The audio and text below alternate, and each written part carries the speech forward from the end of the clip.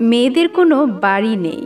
জন্মের পর যে বাড়িতে কেটেছে আমার 25টি বছর, যে বাড়ির আঙিনায় জড়িয়ে আছে আমার শৈশবের হাজারো স্মৃতি, আমার কৈশোরের উদাসীনতা আর তারুণ্যের চাঞ্চল্য। কোনো একদিন জানলাম সে বাড়িটি আমার নয়, ওটা আমার বাবার বাড়ি।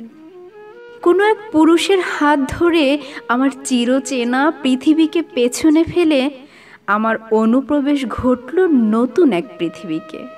আমাকে বলা হলো, শ্বশুরবাড়ি যাচ্ছ, এখন থেকে ওটাই নিজের বাড়ি মনে করবে, আমৃত্যু তোমাকে ওখানেই থাকতে হবে।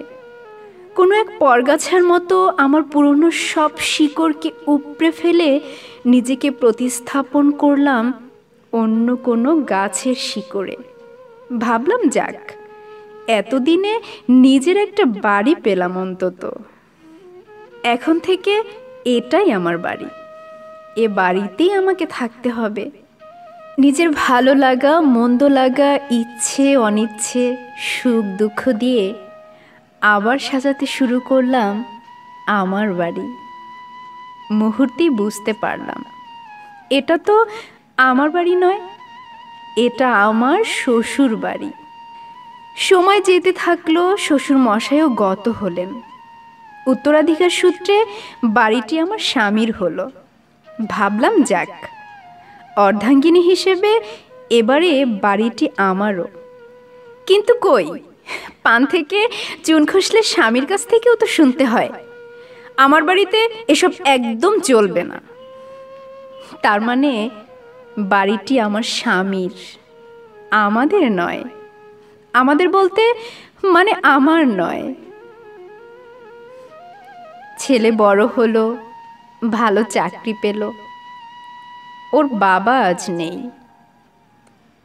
উত্তরাধিকার সূত্রে এ বাড়িটি আমার ছেলের হলো।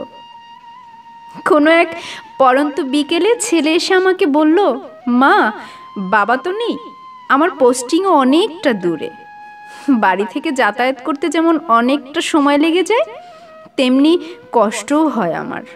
তাই ভাবছি আমার বাড়িটা এবার বিক্রি করে দেব, নতুন যে ফ্ল্যাটটা কিনেছি ওখানে চলে যাব। লক্ষ্মী মা আমার, না বলো না, আমার সাথে চলো আমার নতুন ফ্ল্যাটে।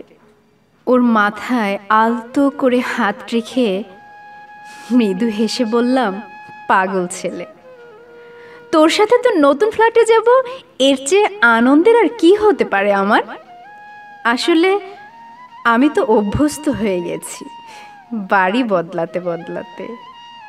প্রথমে বাবার বাড়ি, তারপর শ্বশুর বাড়ি, কোনো এক সময় স্বামীর বাড়ি, আজ ছেলের বাড়ি। এ আর নতুন কি, মেয়েদের জন্য এটাই তো নিয়ম।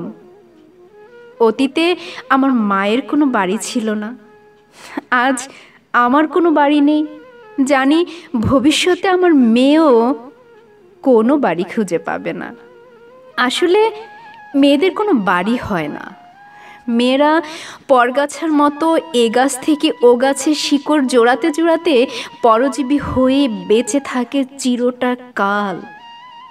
যুগ বদলেছে, নিয়ম বদলেছে, হাজার বছর গেছে, জানি সহস্র বছর যাবে আরো, কিন্তু কোনো মেয়ে নিজের বাড়ি খুঁজে পাবে না কোনো দিন।